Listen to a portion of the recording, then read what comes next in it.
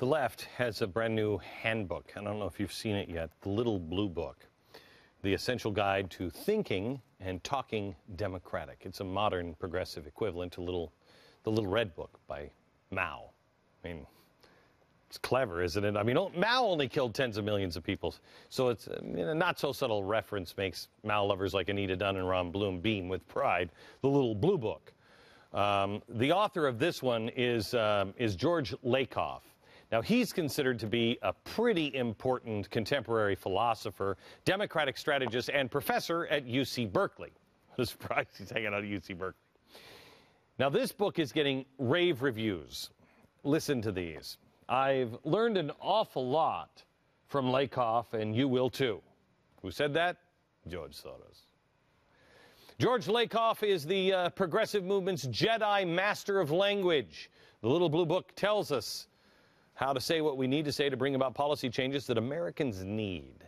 Okay, who wrote those? The first one was spooky dude George Soros, an admitted communist revolutionary Marxist green guru Van Jones. These guys think they know better than you do. Now, if you listen to what Van Jones says in his own words, he said the book tells us how to say what we need to say to bring about changes Americans need. We haven't even made it to the first chapter, and already they're admitting that they're trying to manipulate you and what you think. Because we have to first understand the mentality of us poor, narrow-minded, small conservatives. Lakoff calls it the strict father model.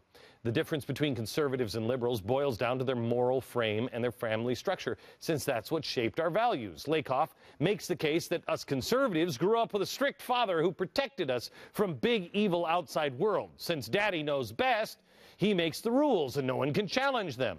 If you do, you face the consequences. Are you kidding me? We believe in independence and freedom and liberty. Meanwhile, he says, liberals grew up in a household where both mom and dad had equal authority. You know, everybody's alike. You know, whatever. The family looks out for everybody's, best interest and then cooperates. There's an emphasis on transparency and open communication and shared decision-making. Is this a load of crap you heard of? Have you ever heard any of those words before? Lakoff gets into details how to deliver the liberal message. He has perfected the art with these groundbreaking tips. He says, use your own language, never your opponent's language. Stay away from conservative words like government takeover when describing Obamacare. Be aware of what you believe and repeat it out loud over and over. Never repeat ideas if you don't believe them, even if you are arguing against them. The ways to do this are by talking out loud to friends and by talking about the moral basis of your argument. Lakoff says in the book, quote, as Democrats, we have a moral duty to communicate effectively, honestly, and transparently to bring together our values, major frames, facts, and policies. So it's just the Democrats who feel compelled to be honest. Obviously, this White House is led by example since it's all about transparency. He says, use basic level words, words that can be easily understood and easily learned since they're short. An example from the book is rather than using the word environment, say the forest, soil, water, air, the sky. They're easier to imagine than the environment. Look, we know that the left is very committed to its cause on how to package its message in a pretty little box, wrap up with a bow, and give it to you right around Christmas time. But it's all laid out right here. That's why we need to be even more committed to restoring our country. They're using the same tactic that I've laid out before at glennbeck.com. They're using the same tactic, the same one over and over and over again.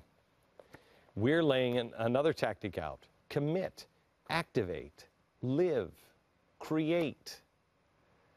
Go to glennbeck.com. Register now to vote. November is just around the corner. Now that you understand the steps the left is taking, are you ready to commit to be the change you want to see? Let me show you one other book from history. It's this one. This is from Chicago, 1905. This is a copy. It's a little red book as opposed to the little blue book.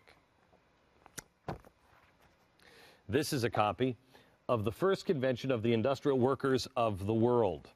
And in this thing are amazing things. Let me just read this one part to you. But do see here, this is an actual transcript of the convention that, as it went on. These are communists. But do see here, do you believe there's any truth in this story of the carpenter of Nazareth? If you do, ask yourself this question. How many kinds of fool was he when he spoke a prayer? And I want to give it to you. Quote, our Father who art in heaven, thy will be done on earth as it is in heaven. End quote. Now I want to ask the question, if you believe that he was here for that purpose and that he was a true representation of your cult, I want to ask you, who owns the corner lots and the oil wells in heaven? Laughter and applause. While they've been talking about praying in his kingdom on earth as it is in heaven, we've had 19 centuries of Christianity in jails. Applause. I don't believe in that kind of praying, and I don't believe that kind of praying will do any good. It's the same rhetoric from 1905 and the communists that we have now. They were very well put together then. They're even better at it now. It's all about the culture. It's all about Jedi mind tricks. These aren't the droids you're looking for. Yes, they are. Don't fall for the Jedi mind trick. Instead, commit, activate, live it. And the last step is create. Go to glennbeck.com, find out more.